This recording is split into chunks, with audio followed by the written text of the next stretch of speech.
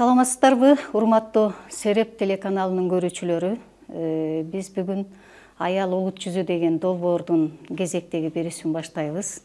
Бүгүнкү биздин мейманыбыз Кыргыз Республикасына кийинки учурда аттын кашкасындай белгилүү болуп калган коомдук ишмер жана кыргыз таануучу Мелис Казакбаевич Мураталиев.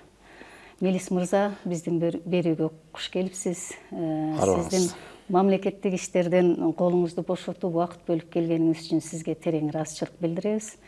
Бул да болсо сиздин ошол эл агартуучулук тармагында биздин берүүгө бир аз болсо да өзүңүздүн ой пикириңизди айтып, салым кошоюн деген ниет менен келгениңизге терең ыраазычылык билдиребиз. Урматтуу Мелис мырза, сизге суроо берерден мурда мен сиз жөнүндө жалпы телекөрүүчүлөргө бир маалымат бере кетсем. Мелис Мураталиевди биз качан, кайдан таанып калдык?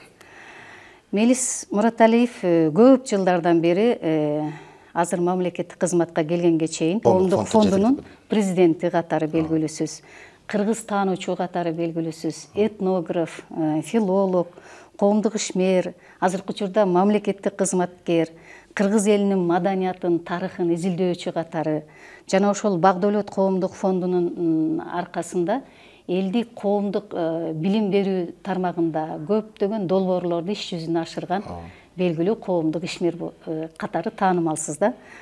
Анан ушул 24-жылы март айынан баштап сиз Кыргыз мамлекетинин мамлекеттик тил комиссиясынын төрагасы катары иштеп баштадыңыз.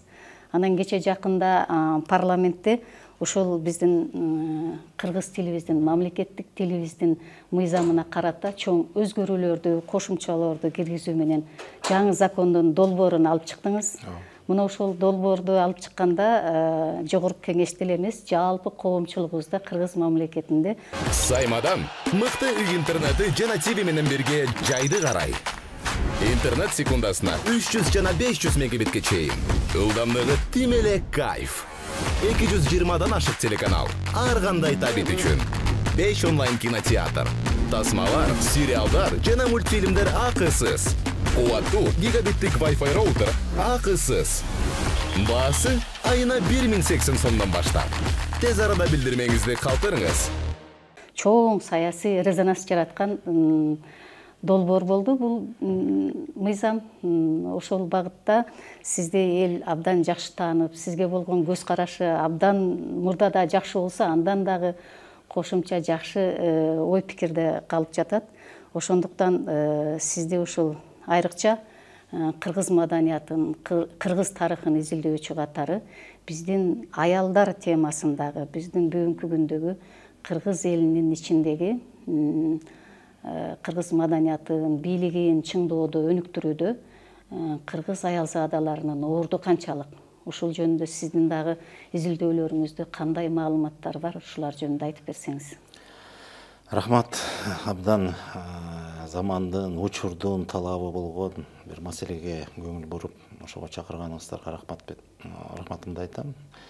Анан аял заты албетте бул сөздүн өзүндө айтылып турбайбы, аял деген сөздө аялуу сезим жатат дегендейчи. Анан ошо бүгүнкү замандагы аял затына болгон мамиле, ошондон улам коомдо болуп аткан бир окуялар, көрүнүштөр абдан зенди кейитип атат. Бирок мен бир нерсени айткым келип атат. Бүгүнкү биздин акыбалыбыз ушундай болуп, аял затына болгон мамилебиз ушундай бир терс, пас болуп, ушундай жаман акыбалга келгенибиз, эми толук эмес, негизи кээ бир учурларда айтканда. Бул жалпы эле кыргыздын улуттук мүнөзүнө тиешелүү көрүнүш деп айткандан мен алысмын. Мен тескерисинче биздин улуттук баалуулуктарыбызга же болбосо кыргыздын арк населинде, салт санаасында аял затына болгон мамиле, аял затынын орду кандай экенине келгенде, мен бүгүнкү көрүнүштөн тышкары таптакыр бүгүн андайды көрө албайбыз, бирок илгери болгонун, ошону биз көп жылдар бою иликтеп, изилдеп, баягы чыгармалардан болобу, фольклордон болобу, манастан болобу, макала каптардан болобу көп нерсени мындай өз-өзүнчө алып караганда бир түшүнүк болот экен, бирок баарын төп келиштиргенде мындай бир тереңирээк маалымат, мындай бир толук көрүнүш чыга келет экен да. Анан аял затына келгенде мен бир нерсеге аябай кейип жүрөм акыркы убакта. Бүгүн баягы замандын таасири дейбизби? Биз глобализация деп атпайбызбы? Ааламдашуу процесси биздин турмушка кирип келип, толук эле аралашып эле ошонун агымында биз азыр өзүбүздүн ордубузду таппай, бир жерге туруктуу орун ээлей албай эле мындай шар аккан сууда чаманда катары эле агып кеткендей сезилип атат да. Мен муну айтканымдын себеби бүгүн заманда өзгөчө батышта ошо гендердик саясат деген бир түшүнүк бар. Бул кайсы бир деңгээлде алардын жашоо турмушундагы бир зарылдыктан келип чыккан маселе болсо керек. Мен аны талдабайм. Кыскасы аял затын өзгөчө көңүл буруу, аялдардын укугу, анан гендердик саясат дегенде аял эркектин теңдиги дегенге чейин кетип баратат да. Анан ошонун кээ бир көрүнүштөрү кадимки мындай бир, мен эми кыргызга жат деп айтсам, баягы мени улутчул көрүшү мүмкүн. Мен мынтип айтайынчы, жаратылыштын мыйзамына жат келген көрүнүштөр да келип атат. Ошол гендердик саясаттын аркасында. Тактап айтканда, мисалы жанагы бир жыныстуу үй бүлөлөр жөнүндө сөз болуп атат. Анан же болбосо аял менен эркектин теңдиги деп койду дагы. Бул жерде теңдик деген түшүнүк кыргызда бир аз башкача талданат. Ал эми батышта теңдик деген бул барабардыкка такап коюшту. Демек, аял эмне кылса эркек ошону кылыш керек, же эркек эмне кылса аял да ошону кылыш керек. Аял менен эркектин өз ара, эч айырмасы болбош керек деген маселени мыйзамдаштырып, ошонун негизинде турмуш уланып атат батышта. Буну мен жаратылыштын мыйзамына да дал келбеген, керек болсо каршы келе турган бир көрүнүш деп эсептейм да. Анан ушунун өзү биз ошентип эсептегенибиз менен бирок күнүмдүк турмушта жүрүп отуруп биздин дагы күн тартибибизге, же болбосо жашоо адебибизге кирип келди. Жашоо адеби дебейин, жашоо тартибибизге кирип кетти. Анан мисалы азыр жанагы феминизм багытындагы аял затынын укугун коргойбуз деген бир күчтөр, аракеттер болуп атат, коомдор дейбизби, кыймылдар дейбизби, мына ошонун аркасында мен түшүнүп атам, аял затына ушундай бир зордук зомбулук, кор мамиле болгондон улам аргасынан ошол нерсени баягы жан дүйнөнүн кыйкырыгы сыяктуу кылып туруп, бүгүнкү турмуштун талабы катарында ал да биз өзүнүн ордун белгилеп көрсөтүп атат. Аны түшүнсөк болот себеби. Бирок түпкүрүнө негизинде биздин өзүбүздүн салттуу баалуулуктарыбыздын негизинде, биздин наркыбыздын негизине караганда бул дагы туура эмес. Анан ушуга келгенде кыргыздын салттуу жашоосунда кандай эле дегенде мен бир кызык нерсени, кызык дегенде кандай, бүгүнкү биз үчүн кызык. Болбосо бул мындай кадыресе турмуштагы жашоодогу бир мындай орун алган мыйзам ченемдүү көрүнүштөр. Мисалы, бир сөздөн баштайынчы, бизде мындай сөз түшүнүк калыптанган. Сиз деле угуп жүрөсүз. Аял үйдүн куту деп коебуз. Же үйдүн куту аял деп коебуз. Ушул сөздү мен алгач укканда мындай бир аны түшүндүрө турган негиздер деле бар эле. Угуп туруп, туура эле кабыл алгам. Анан кийинки мезгилде көрсө бунда да бир аз туура эмес бурмалоо болуп кеткен экен. Кандайча? Аял үйдүн куту деген сөз бир аз мүмкүн мааниси туурадыр, бирок жеткирип атканда ошол сөздүн айтылышында бир тамгадан, бир тыбыштан өзгөрүп кетсе, мааниси өзгөрүлүп кетет. Биз ошол акыркы убакта ошондон көп жабыр тартып атабыз. Себеби тилдин маселеси ушунда жатат да. Мен ушул сөздү түз маанинде аял өзү кут экен деп ойлоп жүрчүмүн да, анан көрсө жок, андай эмес экен. Себеби үйдүн куту аял дегенде, же аял үйдүн куту деген түшүнүк менен кош жүрө турган экинчи маселе бар да. Мисалы, аял жөнүндө сөз айтсак, эркек жөнүндө эмне айтылат дегенде? Эркек пир деп коет го. Пир дейт, бирок мен укканым мындай да бар да, үйдүн дөөлөтүн эркек киши кармайт дейт. Эркек киши кармайт. Аял киши кут кармайт. Бирок аял өзү кут эмес. Маселе ошондо экен да. А көрсө үйдүн куту аялда деп айтылчу экен да. Дөөлөтү эркекте, куту аялда. Аял өзү кут эмес, аял үйдүн кутун кармачу адам. Мисалы, аял менен эркектин баш кошуп бир үй бүлө куруп атышпайбы? Бул жашоонун маңызы ушунда. Адам затынын, адам баласынын бул жашоодогу маңызы өзүнүн аркасынан дагы из калтырыш керек, тукум калтырыш керек. Тукум көрүү үчүн эркек менен аял баш кошот. Мына ошо баш кошкондо булар үй бүлө болот. Кыргыздын түшүнүгүндө эки жарты бир бүтүн деп койчу. Миң кыйын эркек болбосун, эгерде ал жалгыз бой болсо, ал кем деп эсептечү.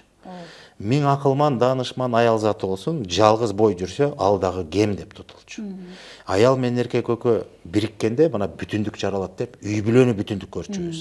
Өзүнчө бой жүргөндө ал толук кандуулукка жетпейт. Жашоонун маңызы ошондо экен. Экөө баш кошуп туруп, анан тукум уланганда, бала төрөлгөндө, мына тукум уланып атат, табияттын, жаратылыштын жолу, мыйзамы, нугу деген ошол. Адамзаттык жашоо мыйзам ченеми да? Бүгүн болсо ушул темага келгенде, мисалы азыр эби келип турат, айта кетейин.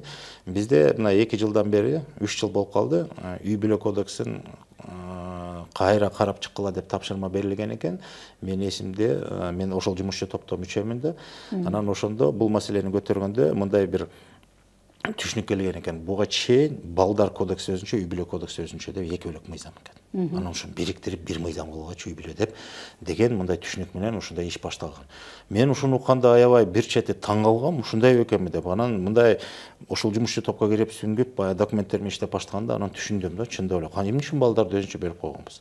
Анан биз 2 мыйзамды бириктирип, бир мыйзам долбоорун сунуштап, былтыр 1 жыл мурун ошондой бир долбоорун даярдап туруп, андан кийин мен баягы бул жумушка аралашып кетип, кызматка дайындалгандан кийин жумушчу топтун кээ бир жыйындарына катыша албай калып, мен алыстап калдым да. Анан кийин кече жакында жаңы министр келип, бул ишти кайра улантабыз деп, кайра жумушчу топту чакырып, долбоорду карайлы дегенде, кайра балдар кодекси бөлүнүп калыптыр дагы, үй бүлө кодекси өзүнчө бөлүнүп калыптыр. Дагыбы? Дагы бөлүнүп калыптыр кайра. Себеби жактан бизде эл аралык ченемдер, нормалар бар, эл аралык келишимдердин негизинде балдар кодекси өзүнчө болуш керек деген түшүнүктөр бар экен кээ бир ошол бир укук коргоочулардын пикиринде. Анан кайра отуруп, анан батыштын идеологиясы да? Эми дүйнөлүк деп коелучу. Дүйнөдөн ошол жактан келатат да бизде, баягы оондо конвенциялар кабыл алынган, балдардын укугу жана башка деген түшүнүктөр менен. Анан ошол менен байланып калып деген ушул нерсе бар экен. Бирок ошол нерсени кайра көтөрүп чыгып 2 бөлөк мыйзамды карап атканда, анан мен чыдабай кетип ошол жерден айтып атам. Эгерде биз балдар кодексин үй бүлөдөн алып таштап өзүнчө мыйзам катарында, өзүнчө түшүнүк катарын карап көрсөк, анда үй бүлө кодекси деген мыйзамды, анда атын өзгөртүш керек. Анда бул үй бүлө кодекси болбой калды. Үй бүлө деген бул ата эне менен бала. Ата бала, эне бала дегендин ортосундагы ошондой бир тутум. Үй бүлөдө эки жубай бул үй бүлө эмес. Үй бүлө деген ошол негизги максаты үй бүлө куруу, бала тукум көрүш үчүн, баланы төрөтүш үчүн. Андан кийин баягы өзүнүн тукуму уланып, жолу уланыш үчүн. Адамзаттын жолу, табигый жолу, жаратылыштын мыйзамы боюнча кете турган улануу жолу камсыздалыш керек. Мына ошондо үй бүлө болот деп. А эгерде биз балдарды өзүнчө карап, алардын кызыкчылыгы, укуктары, милдети жана башка деп өзүнчө мыйзамда карап, үй бүлө дегенде маңызын карап келсек, бул жубайлардын ортосундагы мамиле экен болгону. Анда жубайлар кодекси дегиле деп тамаша иретинде айтканга аргасыз болдум. Көрдүңүздөрбү, бүгүн биз заман ушундай өзгөрүп калды. Жанагы бир кезде 2 кылым мурда Калыбыл Байбул айткандай, баш аяк болуп аяк баш болду деген доорго күнгө туш келдик. Бүгүн баары аңтар теңтер болуп атат. Бирок ошентсе деле кайра башаттан бери келаткан биздин асыл балыктарыбызды кайра карап чыгып, бүгүнкү замандын талабында орундатсак болот. Философиясын, негизги түшүнүк принциптерин кармансак болот да. Азыр кайра айланып келели аял темасына. Мына ошол үй бүлөдө аял менен эркек, күйөөсү аялы деп атпайбызбы? Мына ошол жанагы бир эле сөздө үйдүн дөөлөтү эркекте дегенде, эркек киши атасы же күйөөсү дегенде бул үй бүлөгө башчы жоопкер адам катары, ал бүтүн үйдүн түйшүгүн өзүнө алат дагы жооп бериш керек, милдеткер болуш керек. Ал табышкер болуш керек, ал коргоочу болуш керек, камсыздоочу болуш керек, милдеткер, бардык милдетти өзүнө алат. Анан бардык эмнени таап келсе, чогулса, эми жөнөкөй сөз менен айтканда, жана үй деген сөздүн дагы мен бир кызык жерин ушундан көрдүм. Эркек таап келет, эртеден кечке тышта жүрөт дагы, ырыс-кырын баарын чогултуп бир жерге чогултуп үйүп атпайбы? Үйүп берет. Ошол үйүлгөн жерде анан үй деп ошондон айтып атат. Анан ошонун баарын таап келген, бир жерге чогултуп койгон ырыс-кырынын баарын анан үйүндөгү жубайы, аялы келип туруп, ошонун эбин таап туруп, ошонун баарын иретке, жөнгө салып, каникедей тыпыйтып койгондо, анан ошону эптечүкөн. Эпчи деген ошол биз боз үйдө биз киргенде маңдайда, эшиктен караганда маңдайда төр болсо, ортодо колумто, сол тарабың эр тарап, оң тарабың эпчи тарап деп атпайбызбы? Эпчи деп аял затын карата айтылган экен. Эп деп. Эп деген байыркы тилде бул аял дегенде түшүндүргөн экен. Анан эпчи деген сөз ошол аялга тиешелүү жак деген сөз. Демек үйдөгү бардык ырыскынын баарын келип ордорду менен иреттеп, анын берекесин арттырып, ошонун баарын жалгаштыруу бул аял затынын колунда. Ошондой аялды айтат, үйдүн кутун кармаган аял экен дейт. Мына экинчи дагы сөз бар. эки жаш баш кошкондо кыргыздар биз айтып эле жүрөбүз, бирок маани бербейбиз. Эриш аркак болууга деген сөз бар. Бул эмне деген түшүнүк? Азыркы көп жаштар түшүнбөйт ал. Эриш аркак деген эмне? Эриш эмне, аркак эмне? Кимиси эриш, кимиси аркак дегенде да талдагында келгенде кимиси эриш аркагын кой, эриш эмне, аркак эмне экенин түшүнбөгөндөр толтура. Биз аны билебиз. Мисалы, түз мааниде эриш аркак деген сөз бул жанагы сокмо, кездеме токкондо бул узунунан келген жиптер, туураласынан ширелишкен жиптер.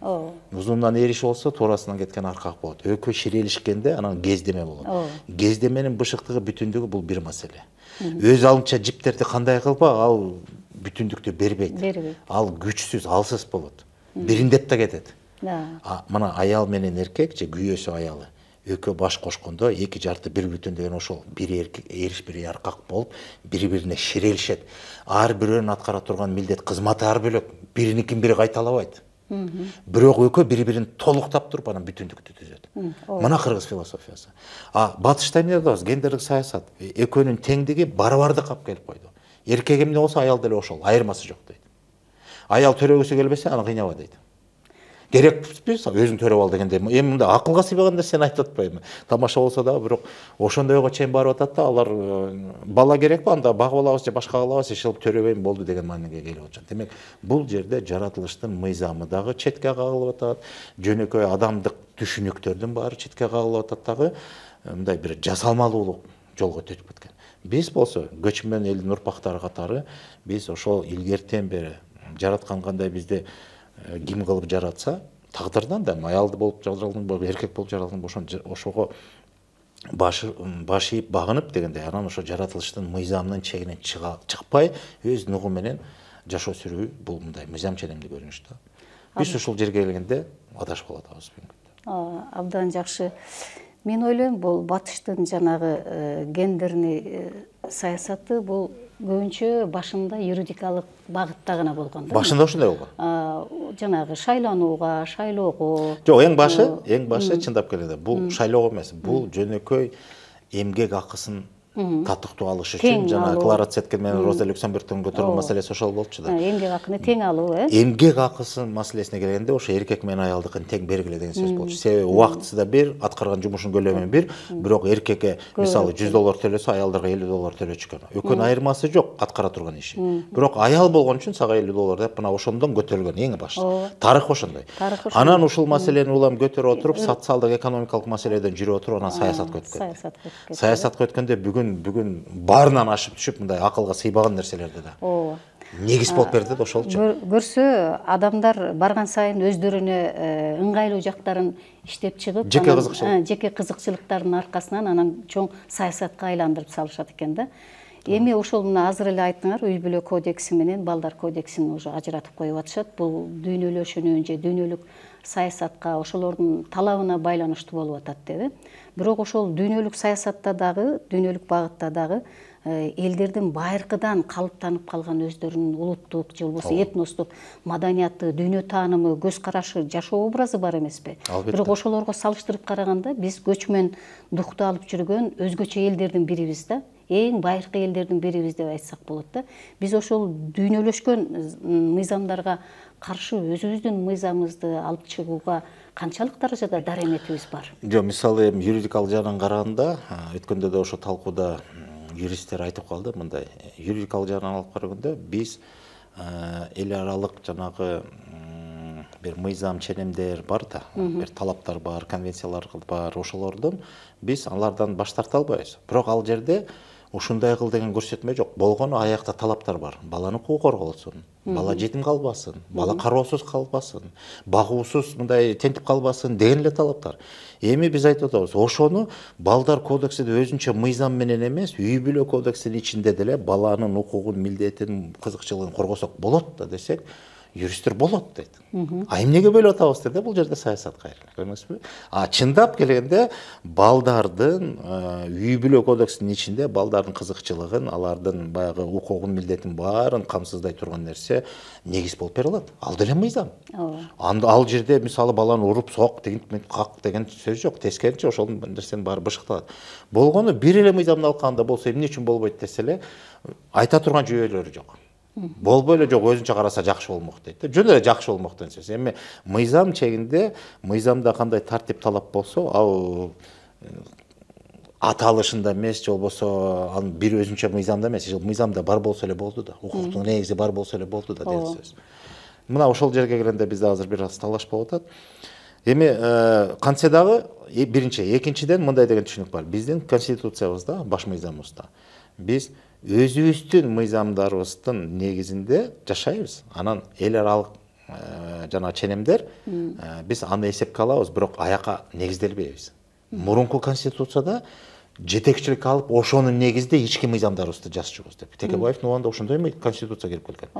Эл аралык ченемдер бизге негизги туу экен да, анан ошого ылайыктап биз өзүбүздүн мыйзамыбызды иштеп чыгабыз деген конституцияда ошондой болгон. Бул туура эмес. Азыркы конституциябыз 21-жылдан бери азыр тескерисинче биз өзүбүздүн баш мыйзамыбызды, өзүбүздүн ички тартип эрежелерибизди өзүбүз аныктайбыз, бирок эл аралык ченемдерди да эске алабыз деген сөз. Эске алабыз. Мына ушул бизге негиз берет дагы, биз ошону негизинде бирдиктүү бир эле үй бүлө кодексин иштеп чыкканга дагы юридикалык жактан да негиз берет деп муну юристтер айтып атышат. Анан ошондон улам жанагындай бир кызык, бир чети түшүнүксүз ушундай бир талаш, пикир келишпестиктер бар экен. Сизди ушул Кыргыз тил комиссиясынын төрагасы болгонго чейин Багдолет коомдук фондунун президенти катары ошол уюм неме Багдолеттү уюштуруу, аны жерлерге жайылтуу жана ошол багытта бир нече баягы элди коомдук тартипте окутуу, үйрөтүү багытында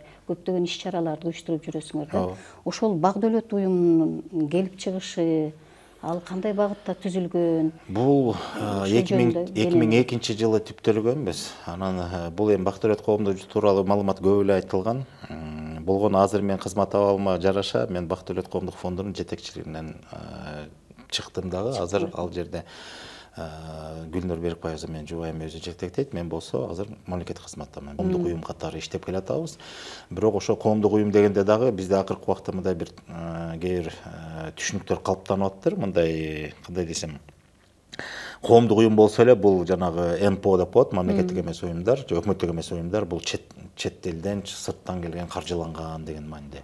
Биз ошол коомдук уюм болуп түптөлгөнү бир дагы четтен каржы алып мындай бир иш иштеген эмеспиз. Биз жалаң өзүбүздүн ички булактарыбызга, өзүбүздүн каражатыбызга, анан анча-мынча кээ бир демөөрчүлөрдүн өзүбүздүн ички ата мекендеги эле колдоочу демөөрчүлөрдүн күчү менен көптөгөн долбоорлорду ишке ашырып келдик. Негизги максатыбыз бул баягы сиз туура белгилеп кеттиңиз, агартуу жааты, агартуучулук, анан болгондо дагы биздин өзүбүздүн кыргыз элинин улуттук баалуулуктарын, каада салт үрп адаттарын, биздин нарк населебизди ошону тереңинен изилдеп, ошол жакта жаткан асыл баалуулуктарды бүгүнкү замандын талабына дейбизби, же бүгүнкү жашообуздун тартибине ошону кандай кылып алып кирип кайра жандандырып, же болбосо кайра калыбына келтирүү максатында ошондой өзгөчө жаш муундардын арасында ошондой окутуу иштерибизди көп жүргүздүк. Окутуу дегенибиз эми ошондой билим берүүчү программаларды иштеп чыкканбыз. Ошондой программалардын бири Кыргызстануу, жашоо сабагы деген программаларыбыз бар. Келечекке сапар деген программаны иштеп чыкканбыз.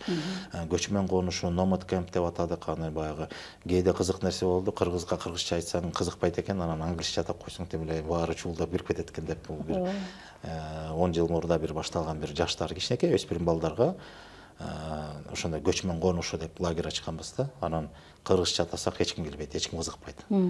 Себеби шаар тургундары өздөрү баягы орус тилдүү болуп калган да. Анан биз Nomad Camp деп жаздык. Nomad деген көчмөн, camp деген конуш деген сөз. Ошентип англисче жазсак тим эле элдер кызыгып, бул эмне сонун турбай деп. Барганда эле баягы өзүбүздүн көчмөн маданиятыбыз, биздин салттуу оюндарыбыз, биздин боз үй, ат минүү, жабдык жана башка маселелерди балдарга мастер-класс аркылуу, же болбосо көрсөтмө сабак аркылуу кыргыздын дүйнөсүнө мындай бир саякатка алып баруу болчу да максатыбыз. Анан бирок аябай жакшы жемишин берди ошол программалар. Кыргызстануу программасы болсо эки түрдө болуп өттү. Биринчиси жанагындай реалити шоу форматында биз телевидение менен телеберүүлөрдү тартып, жайлоодо, жайында мектептин баягы бүтүрүүчү класстары, жогорку класстарын бир жума жайлоого алып чыгып ал жерден боз үй тиккенди үйрөтүп өздөрү боз үй тигип өздөрү ошо боз үйдө жашачу. Кой союп сукан тартканды, ат мингенди, ат жабдыктарын баарын үйрөттүк. Кантип токуш керек жана башка кыздарга тиешелүү болгон мисалы ашкана маселесине келгенде максымды кантип даярдайт жасайт, тиги талкан жасагандан баштаганбыз. Тиги бадырак кууруп аны күйшөп туруп анан жарылчакка тарткандан баштап, анан аягында максым болуп шуулдап баягы ачыганына чейин өздөрү үйрөнүп жасап, ошонун баары баягы 4 же 5 тайпа болуп туруп бири-бири менен атаандашып, сынак иретинде өткөрүлүп, аябай кызыктуу өткөн да. Мен ошол окууларыңардан бир өзгөчө биздин боз үйдү канча мүнөттө тигип, канча мүнөттө кайра жыйнаштырууну конкурс кылганыңар эсимде да. Ушул багытында кандай жыйынтыктар болду? Жок, бул конкурс болгондо биздики мындай болчу, убакытка салгандай жаш балдар менен ал мындай өтө мындай жана көчмөндөр оюндарда жасагандай болгон жок. Бул жерде биз мөөнөткө да койчубуз, бирок шашпай эле жай тигиштүү. Себеби балдар эми мектеп окуучулары, алар эми арасында өмүрү боз үйдү тетигин кармап көрбөгөн балдар бар. Боз үйдү көргөн, бирок кантип тигилишин билбейт. Анан биз анын баарын биринчи теориялык багытта түшүндүрдүк. Анан жайлоого чыкканда өздөрү көзү менен көрүп, мына бул деген кереге, бул ук, бул түндүк, бул эшик жабуу, бул туурдук, бул үзүк деп чии баарын түшүндүрүп, баягы теорияда окуган баарынан практика жүзүндө келип, ошонун баарын кармалап көрүп, анан боз үйдүн жыйналышы кандай, анан тигилиши деп мастер-класста ошо көрсөтмөсү убакта өздөрүн аралаштырып тигип отуруп, анан бирөөсү чалып алып кайда кайра чеч, кайра тик деп отуруп ошентип үйрөткөнбүз да. Анан ошондо дагы ошо бир баалоонун критерийи катары ушу убакытка да караганбыз. Бирок балдар эми жайыраак эле тигчү. Ал эми көчмөндөр оюнунда болсо, ал нерсе ал жерде баягы дасыккан, боз үй тигип, каныгып жүргөн жигиттер катышат. Алар албетте, алар бул алардын күнүмдүк турмушундагы мындай катардагы иш катары. Алар ал жерден анан мөөнөткө убакытка ошол эң кыска убакыты канча? Алар 8 мүнөттө тигип атышты. 8,5 мүнөттө боз үй тигип атышты. Мисалы биздин кыргыз жашоосунда, дүйнө таанымында боз үйдү жандуу катары сөөгү дейт. Анан ички тышкы жабдуулары дейт. Мисалы могу үйлөрдү жаны жок катары, зат катары, кирпич, буюм катары көрөбүз. Эмне үчүн боз үйдү ушу сөөгү деп айтабыз? Анан ички жабдууларын бүт аялга таандык деп, сырткы сөөктөрүн бүт эркекке таандык деп. Ооба, туура айтасыз. Ошондой боз үй тиккенде да белгилүү бир эрежелер бар. Мисалы, сөөгү тургузулмайынча, түндүк көтөрүлүп сөөгү бекем бышык сөөгү тургузулмайынча деп коелучу. Аял заты боз үйдүн ичине баш бакчу эмес экен. Аралашат, бирок сырттан аралашат. Сырттан гана. Ичине кирбейт. Сөөгү бекем тургузулгандан кийин анан ичине кирип, анан жасалгасын анан жайгаштыра баштайт. Сырткы жабууларын өзүнчө да жабыла берет. Анан ошондо гана ичине баш багып кирет экен. Биз бүгүн ошол нерселерди унутуп калдык. Бүгүн мисалы сөөгүн тургузуп атканда дагы керегесин, босого таяктарын баары бекемдеп, анан түндүккө келип туруп, түндүктү көтөрүп, анан угуктарды тургуза баштаганда кээде ичине деле кирип кетип атпайбызбы, жардамдашып, же баканды кармалашып, же болбосо ичинен анча-мынча иштер жасап, мына ошондо аял заты кирип кетет да. Негизи эреже боюнча жок. Сөөгү тургузулуп, баягы ук тизгичтерин баары бекемделип, бел боолор байланып бүткөндөн кийин анан жасалгасына келгенде ичине кирчү экен да. Ошол салттуу унутуп калганыбызды унутуп атабыз. Анан мисалы көп маселелер бар. Мисалы түндүктү көтөрүү жалаң эркектин милдетинде, анан кээде эркектер жок болсо, турмушта ар кандай болуп калат да, баягы жортуул болот, же согуш болот, же ар кандай бир себептер менен чыгып кеткенде, аргасынан аял киши түндүктү көтөрөт, тиккенде же чечкенде бакан менен. Бирок ошондо дагы ырымдап кичинекей бала болсо дагы эркек баланы баканды карматат колуна, ырымдайт. Анан ырымдын да күчү ушунда да, салт деген бул так анык эреже. Салт боюнча эркек көтөрүш керек. Үйдүн ээси ким болсо, ошол түндүк деген баарын бириктирүүчү тетик да, күч. Турак жай катары боз үйдүн куту түндүктө. Баарын бириктирип, төбөсүндө да турат, кармап турат. Ошол саарында ошол тетикти ким көтөрөт? Үйдүн ээси болгон. Үйгө жоопкерчиликти, милдетти алган ким? Үй бүлө башчысы, эркек болуш керек. Же орун басары балдары, эркек балдары. Эгер жок болсо, жанагынтип жортуулга чака бияка оңлоого чыгып кетти деген күндө болсо, анда аялы анан атайын ырымдап, кичинекей бала болсо да, ымыркай болсо да эркек баланын колун баканга карматат. Атасы жок болсо да, бирок мына орун басары бар. Ырым дегендин мааниси бул шарттуу белгилердин негизинде тууралыкка чакырган тартип да. туурасы кандай болуш керек? Эркек көтөрүш керекпи? Бирок жок. Шарттуу белгинин негизинде баланы ырымдап карматып атпайбызбы? Туурасына чакырган тартип болуп атат. Кийинки суроого өтсөк, сиз кече жакында эле ушул биздин мамлекеттик тилибиздин жаңы долбоорун мыйзамдын долбоорун жаңы жогорку кеңешке алып кирдиңиз. Ошол жерде аябай чоң талкуу болду. Анан ошол сиз сунуштаган мыйзамдын долбоорунда өтө депутаттардын айтуусу боюнча аябай эле агрессивный моменттери бар. Мектеп окуучулары экзамен тапшырыш керек дегендей бир мындай шоу жаратышты да. Ушул боюнча кыскача токтолуп өтсөңүз. Анткени биздин мамлекеттик тил кыргыз элинде эне тил деп айтылат эмеспи? Бул дагы көбүнчө баланы төрөп тарбиялаган бул эненин, аял заттын колунда. Ошол эле учурда коомду деле аял тарбиялайт экен да. Ошого карата ушу эне тилибизге бир аз токтолуп өтсөк, ушул мыйзам кандай болду, энеси менен кабыл алынды эми? Мыйзам жөнүндө баягы эки ооз менен айтып өтүү өтө кыйын.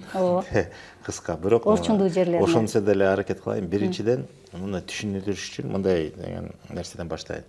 2023 жылы мамлекеттик тил жөнүндө конституциялык мыйзам кабыл алынды. Бул биздин мамлекеттик тилге болгон бир кандай десем, бир абдан жакшы өзгөрүү болду. Себеби буга чейин мамлекеттик жөнүндө мыйзам бар болчу. Жөнөкөй катардагы мыйзам. Азыр конституциялык мыйзам.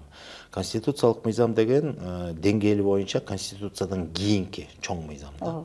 Андан кийин конституциялык мыйзамдан кийин анан кодекстер кетет, анан жөнөкөй мыйзамдар кетет.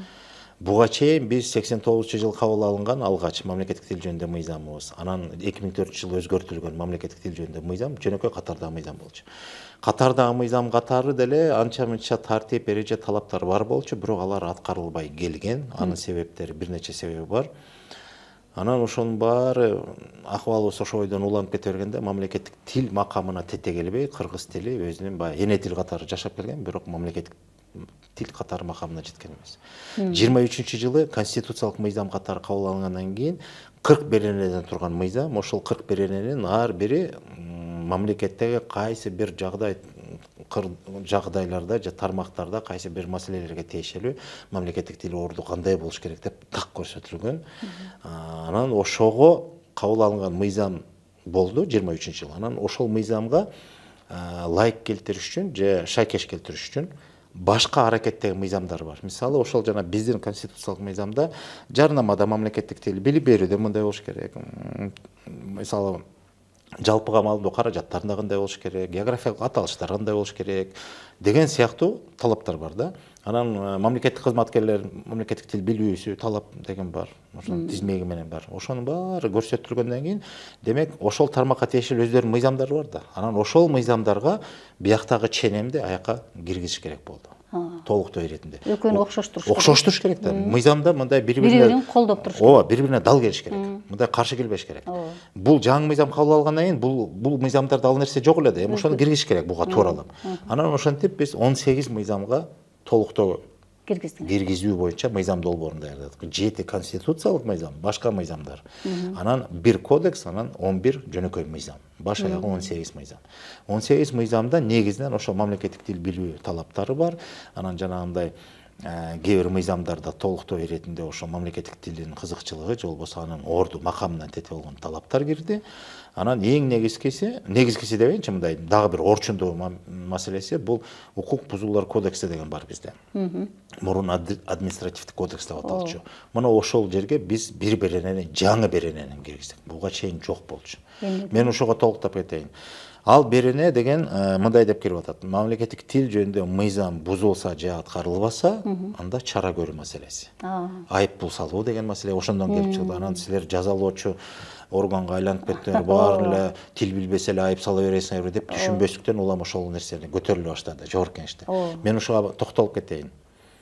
Биз 89-жылдан бери мамлекеттик тил деген макамды берип мыйзамга белгилеп кеткен күндө дагы, бирок ушул 25-жылга чейин, бүгүнкү күнгө чейин ошол мамлекеттик тил жөнүндө мыйзам бузулса же аткарылбаса, бир дагы чара көрүү механизми болгон эмес мыйзамда. Административный чара болгон эмес. Болгон эмес. Демек, мыйзам турат, талабы бар, эрежеси турат, аткарышың керек деген түшүнүк бар. Бирок аткарбасаң чара жок. Ошон үчүн аткарылган эмес. Ошон үчүн мыйзам бузулган, аткарылган эмес болгон учурлар көп болду дагы. Анан буга чара көрөйүн десең, мыйзамда чара көрүү механизм жок да. Мындай бир акылга сыйбаган иш экен да. Мен абдан таң калдым да. Анан юристтерди баарына сурадым. Өзү башка мыйзамдарда барбы? Мыйзамы туруп, анан чарасы жок десе, жок, андай мыйзам жок. Бүт мыйзамдар бар. Кандай мыйзам болбосун, эгер ошол мыйзам аткарылбаса же бузулса, анда укук бузуулар кодексте анын беренеси, тиешелүү беренеси бар. Анан ошо боюнча аны жазалайт. Тизгиндейт деп коелучу, кыргызча айталычы. Жазалайт дебейинчи, тизгиндейт. Мындай кармап турат. Ой, бузулба, мындай бояңдан баягы кыйшайып кеттиң, кой түздөнгүнүң деп мындай тескеп турат да. Бузганың үчүн мынаны төлөп кой, мамлекет несин. Төлөп кой дейби же жөн эле эскертүү береби, кыскасы мындай бир чара көрүү. Административдик деген сөз эми баягы чоң жаза эмес, жөн эле мындай жөндөп коюш керек да. Негизги чоң өзгөчөлүк бул бардык мамлекеттик муниципалдык кызматкерлер мамлекеттик тилди билүүсү талап. Буга чейин деле мыйзам бар болчу, бирок аткарылган эмес да. Кайра эле. Мисалы, азыр эми иштегендер дагы жер-жерлерде айыл өкмөтүндө иштегендер. Муниципалдык кызматта, ал деле муниципалдык кызмат. Анан жада калса аны эмес, жогорку кеңеш, анан жергиликтүү кеңештерге дагы, айылдык кеңештердин депутаттарына дагы талап коюш керек деп мыйзамда турат да. Ошонун баары эң кызыгы, биз ошону тууралап келсек, силер эмне баарына ошентип күчтөп атасыңар дейт. Анан логикасы боюнча мындай, 23-жылы мен кызматка келе элекке чейин негизги биздин конституциялык мыйзамда ошол турат. Эми ошону бияка ылайык келтириш керек да, дал келиштириш керек да. Ошо мыйзамды билиш керекпи же милдеттүү дегенби? Кандай? Милдеттүү түрдө билет да. Милдеттүү. Ооба, милдеттүү түрдө билет. Себеби милдеттүү түрдө деп турат. Эгерде мамлекеттик тилди билбесе, анда ал кызмат орунга алынбайт. Алынбайт деген сөз. Мисалы, депутаттыкка кое тургандар мамлекеттик тил билүү деңгээлин аныктаган жана сертификатын көрсөтсө, күбөлүгүн. Мына мен мамлекеттик тилди билем, кыргыз тесттен өтөт дагы, ошо күбөлүгү бар болсо, билет экенсиң, анда кызматка алынат. Жок, ошондо анан депутатка кандидат болгонго жолу берилет. Ага чейин болбойт. Эми тартип талап ушундай. Азыр ушул мыйзам менен ушул бекитилип атат да. Ооба. Мурда жок эле. Буга чейин жок болчу. Буга чейин мамлекеттик кызматкерлер мамлекеттик тилди билиш керек деген ченем бар болчу, бирок билбесе чарасы жок болчу. Чарасы жок. Азыр чарасын көрүп атабыз. Ошонун баарын тактап атабыз. Ошол укуктук базаны чыңдоо деген маселе бар. Мына ошондо биз азыр ошол процессте негизинен ошону аткардык. Азыр буюрса эми мына жогорку кеңеш колдоп берди. Эми ошо бир ай мөөнөттүн ичинде президентке ошол мыйзам долбоору барат да, президент кол койгондон кийин баштап анан күчүнө кире баштайт. Азыр мына Бишкек шаарында айрыкча көрүнөк жарнактар боюнча ушул тармакты ким тейлейт, анан кийин ошол мыйзам бузуу болуп аткандыгын көзөмөлдөй турган кайсы орган болот? Ушуну мен түшүндүрүп берейин. Буга чейинки мына биз ушул мыйзамды азыр жогорку кеңеш колдоп берген мыйзам долбооруна чейин аракетте мыйзамда мындай болуп турган. Жарнама берүүчүлөр жарнамага берерден мурун уруксат алат, атайын тиешелүү мамлекеттик органдардан. Көбүн эсе ал жанагы жолдун жээгине тышкы жарнама жөнүндө сөз болуп атат. Тышкы жарнама жөнүндө жанагы чоң көчөлөрдө бандир буларды, анан эски булардын техникалык жагын, коопсуздук маселесинен уруксатын алат. Андан тышкары жарнаманын текстине келгенде биздин комиссияга келип макулдаш керек. Кыргыз тилиндеги текстти макулдаш керек. Экспертизасын туура которулубу жокпу, себеби маселе ошондо да бар да.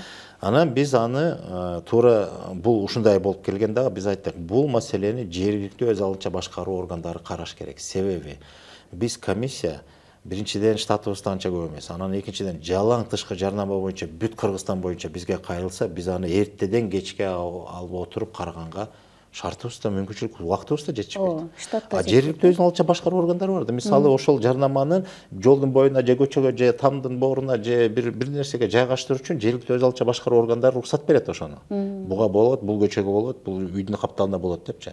Анан ошол эле жергиликтүү өз алынча башкаруу органы ошол тилдик лингвистикалык экспертизасын жүргүзө тургандай деле кудурети бар. Себеби атайын мыйзамда бекитилген мамлекеттик тил боюнча адистер бар. Бардык мамлекеттик муниципалдык органдарда. Биздин элибиз азыр деги эле коом азыр көчөдөн тамактанып калышпадыбы баары эле? Мына кафе, ресторандарга кирсең, меню деп ар дайым керек болсо орусча, кытайча, орусча, англисче беришет да. А биз кыргыз мамлекетинде кыргызча. Ошонун баары бул дагы ошол жанагы мамлекеттик тилдин сакталбашы. Себеби ошол жанагы меню, пресс-курант тигил бул деген баары жана биздин мамлекеттик тил жөнүндө конституциялык мыйзамда белгиленген да. Маселе ошону биздин жалпы жарандарыбыз жаран деп деле койбойн, керек болсо мамлекет кызматкерлер дагы толук мындай мыйзамдар менен таанышып, ошол мыйзамда кандай каралса эмне кылышыбыз керек дегенди кээ бирлер дагы капарын албайт да. Ушул кайдыгерлик, биздин кайдыгерлик дейбизби, же болбосо деле эсептешпейт, ушу мыйзам менен мындай бир кызыгышпайт, же болбосо баягы өзүнүн жеке керт башына мындай бир маселе болуп жарга такалып калса, аргасынан барып мыйзамга кайрылат да. Же болбосо юристтерге кайрылат, бул нерсе эмне деп. Мындай өзүбүз көрүп таанышып, ушул кандай экен, эмне болот экен деп өзүбүз таанышып, кызыгып, окуп койгондор бар, өтө аз. Жалпы мындай көрүнүштө биз көбүбүз ушул мыйзам менен ишибизде жок да, эмнегедир. Мелис мырза ошол кыргыздын тарыхын, дүйнө таанымын изилдөөчү катары да эмне себептен кыргыз тили эне тили деп аталыптыр? Буга көңүл бурдуңузбу? Бул эми албетте бул баягы табигый эле көрүнүш катары эсептелсе керек. Себеби бала биринчиден биологиялык процессти айталычы. Бала түйүлдүк жаралгандан баштап эненин боюнда 9 ай эненин боюнда жүрөт. Тили чыкпаса да, бирок баланын жан дүйнөсү эне менен киндиктеш түптүз маанинде. Эненин санаасы, тилеги, мүнөзү кандай болсо, жалпы жашоо ыргагы кандай болсо, сезим ыргагы кандай болсо, балага түптүз ошол өтүп кетет. Бул биологиялык процесс, буну илим дагы далилдеп бүткөн.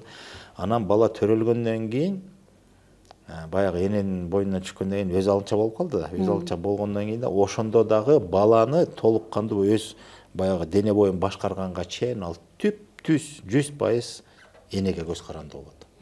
Эне эмизет, эне бөлөйт, эне аны карайт күнүмдүк турмушта. Сүйлөшөт, мамиле кылат. Сүйлөшкөн ырдаган бүт баары ошол жанагы боюнда кезинде кандай жакындык болсо, ошол жакындык дагы уланат. Бала бутуна туруп, толук кандуу өз боюн башын кармап калганга чейин 100% дагы деле энеге көз каранды болот. Анан басып калгандан баштап, анан бала аралаша баштайт. Башка бирөөгө барат, бирөөнүн колуна барат, тиңдемеде. Болбосо ал көбүнесе энеге байланыштуу болот дагы. Эне менен байланыш үзүлбөйт дагы. Анан ошол бала толук кандуу баягы өзүнүн боюн башкарып калганга чейин тил ошого чейин чыгып атпайбы, ошону менен катар чыгат. Анан ошондо баланын тилин чыгаруучу албетте эне болот. Бала менен сүйлөшүп, баланын көз карашынан, күлгөндөн, ыйлаганынан баланын акыбал жагдайын түшүнгөн бир гана эне болот.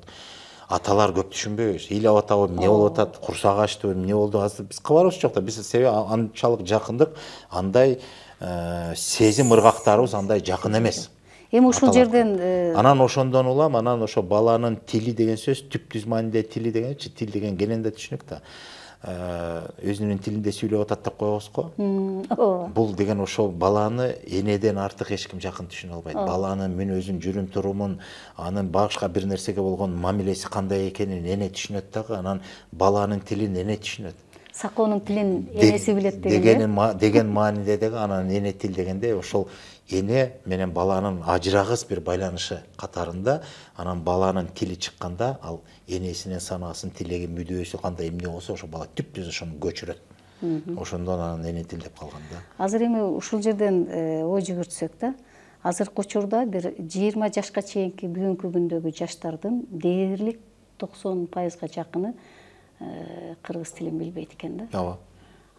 Ушул багытта ким себепкер, же коомбу, же энелерби? Бир нече себеп бар.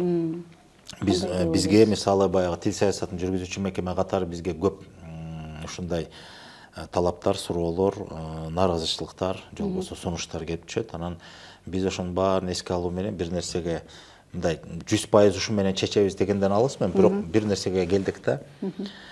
Бир нече фактор бар. Биринчиден, үй бүлөдөн баштасак, үй бүлөдө толук кандуу балага бере турган баягы тарбия институту деген түшүнүк жоюлуп кетиптир. Үй бүлө балага толук кандуу тарбия бере албай атат. Мен мисалы бүт баары деп айтпайын, бирок дээрлик көпчүлүгү балдарына көңүл бурбайт ата-энелер. Кээ бирлер бар, кадимкидей.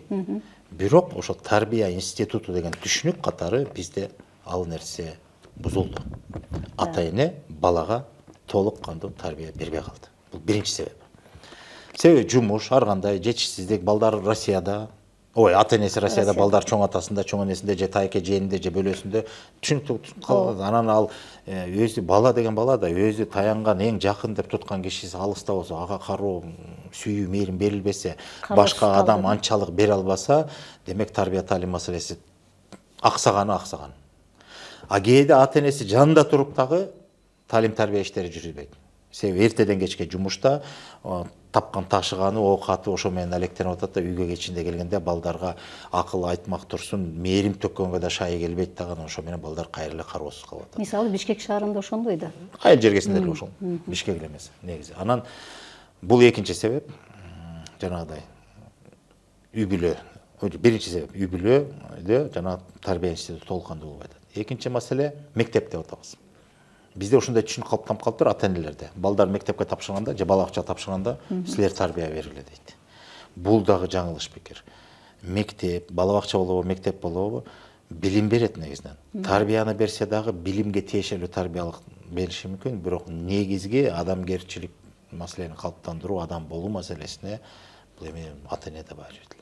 Мектеп дагы берет ага тиешелүү, бирок ал негизгисин бере албайт. Ал ата энеден тышкары же болбосо ата эненин берген тарбиясына кошумча катары бериши мүмкүн. Жылына мультфильм тартуу маселеси бар. Ошо мисалы азыркы учурда мына 25-жылга чейин 23 миллион сом мультфильм тартууга бөлүнөт. Бирок мындай көп эле акча, а бирок азыркы замандын талабында мультфильм тартууга келгенде бул орто эсеп менен бир 4 мультфильм эле тартылат бир жылда. А 4 мультфильмди бир бала 4 күндө эле бирден менен көрүп коет да. Эми бир мультфильм бир 90-80 мүнөткө чейин болот да. Сериал деп коебуз же толук метраждуу деп коебузбу. Кандай болгон күндө да бала бир отуруп бирден менен көрүп коет атпайбы? Биз көбүрөөк тартышыбыз керек. Биздин болжомубузда жок дегенде жылына бир жок эле дегенде бир 50-70 миллион бөлүнсө, болбосо 100 миллион бөлүнүп турса, биз мультфильмдердин санын канчалык көбүрөөк арбын кылсак, ошончолук интернет айдыңына ошонун баарын толтуруп шакактаганда балдар улам бирине кызыгып, биринен экинчисине көчүп отуруп, анан мындай тандоо дагы көп болот дагы, анан ошондо балдардын тили кыргызча калыптанат деген бир түшүнүгүбүз бар да. Ал маселебизди дагы азыр акыркы мезгилде бизде колдоп, Минфин дагы колдоп атат. Каражатты көбүрөөк бөлүп бергенге да алар да даяр деп азыр бизге мындай көз карашы оң, жакшы болуп атат. Себеби маселенин баарыбыз түшүндүк. Үй бүлө тарбиялабай калды. Билим берүү мектеп аны толук камсыздай албай атат. А жок дегенде мындай ошол интернет желесинде биз кыргыз тилдүү контенттерди көбөйтөлү деп ошого келип калдык. Эң туура, чоң рахмат.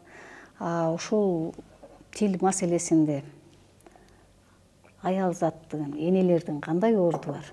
Ушул бүгүнкү мүмкүнчүлүктөн пайдаланып, жанагы кыргыз айымдарына бир кайрылууңуз барбы? Эне тил дегендин өзү эле ошол болуп атпайбы? Эне тил дегенде биз баягы энеге байланыштыруу айтып атпайбызбы? Анан албетте тилди энеден алып үйрөнөт бала. Себеби эртеден кечке күнү түнү энеге байланып атпайбы биринчиден. Анан тил ошол убакта калыптанат да, бир жаш курагында калыптана баштайт. Биз сүйлөп калды дегенде эле сүйүнүп атпайбыз, тили чыкты. Бирок ошол сүйлөп калганга чейин ошол түшүнүктөр баланын аң сезимде калыптана баштайт, мээ иштей баштайт. Укканы, көргөнү ошонун баары дал келип туруп, жана программа деп коелучу, мындай техникалык тил менен айтканда, биякта программа иштей баштайт, ошонун баары калыптанып, белгилүү чекке жеткенге чейин ал отуруп, тамыралы, бышып, жетилгенден кийин анан үн болуп чыгып, анан тил чыга баштайт. Ошонун баары энеге байланыштуу. Бала тили чыга элек бала менен сүйлөшүп, ага мээрим төгүп, анан сөзсүз түрдө көңүл болуп, ай балам деп айтпаса дагы эненин баскан турган өзүнүн күнүмдүк турмуш тиричилигинде сүйлөгөн тили балага түздөн түз таасир этет. Себеби анын баланын тили чыга элек баланын негизги сезим органдары бул угуу, көрүү, жит. Эми даам ал башка, бирок негизгиси жит аркылуу чөйрөнү тааныйт, көрүү аркылуу, анан угуу аркылуу. Болгондо да угуу аркылуу өтө күчтүү болот. Себеби баланын көрүү мүмкүнчүлүгү бир аз чектелүү болот. Баланын дене бою баса элек бала таңылуу да, ал көргөнү чектелүү да. А угуусу күчтөнөт. Күчтүү. Тээ жактан бери дабыш чыкса ошого мындай жооп кайтара баштайт да. Жооп дегеним мындай реакция кыла баштайт. А көрүүсү бир аз чектелүү болот. Басып калгандан кийин анан каалаган жакка башын буруп көрүп, анда ал толук кандуу көрүүсү да күчтөнө баштайт. Бирок алгач угуу, анан жит сезүү болот. Энесин жытынан деле сезет балдар. Уккандан да, үндөн десе. Анан энеси ошол баланы багып аткан учурда, карап аткан учурда деп коелучу, эмизип атабы, же жөн эле баланы уктатып атабы, же жаткызып коюп, өзүнүн ишин бүтүрүп атабы, бирөө менен сүйлөшүп атабы, эмне кылбасын, бала ошонун баарын 100% өзүнө сиңирет. ооба, Сүйлөгөн сөзү, баскан турганы, кыймыл аракети, сезими, бирөөгө ачууланып ыйлап атабы, арман айтып атабы, же жыргап, күлүп, куунак өткөрүп атабы күнүмдүк турмушун. Ошонун баарын бала боюна сиңирет, мээсине ошонун баарын сиңирет. Анан жетилгенде, мен баягы мөөнөтү убактысы келгенде тили чыгып баштаганда, ошонун баарына таянып туруп анан тили чыгат. Жанагы туура эмес, жаман сөгүнгөн сөздөрдү каяктан алат бала? Өзү билбейт, ал укканын гана кайталайт да. Ошонун баарына эне бирден бир себепкер эне. Эгерде эненин тили өзү орус болсо, анда орусча чыгат. Эненин тили англис болсо, анда англисче чыгат деген сөз. Буну бөркүңөрдө көрүп алгыла, ушундай.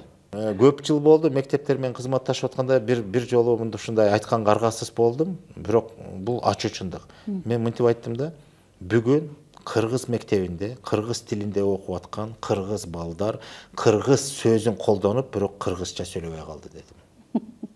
Түшүнүп атасызбы? ооба, Кыргыз балдар кыргыз тилинде окуп атып, кыргыз сөзүн сүйлөп атып, кыргызча сүйлөбөй калды. Себеби бүгүнкү балдардан окуп атам да мен. Кыргыз мектебинде окуп аткан балдар абышка деп сүйлөп атпайбы? Оба деп атат. Чабалекей деп атат. Ой, кыргызча сүйлөчү. Чабалекей де. Абышка убакыт деп айтчы, убакыт деп атат. Себеби ал тамга окуп атат да. Тамгада б деп турат. Ошон үчүн убакыт деп окуп атат. Анан кээ бирлер оба деген туура эмес, оба деп айтса, анан в менен жазып атпайбы, оба деп. Мына ошондон бузулуп атат. Үндөштүк мыйзам бар бизде, бирок жазуу ага жооп бербей атат. Эми ал башка тема, бирок оңгулугубуз, байыркылыгыбыз ошондон белгиленет.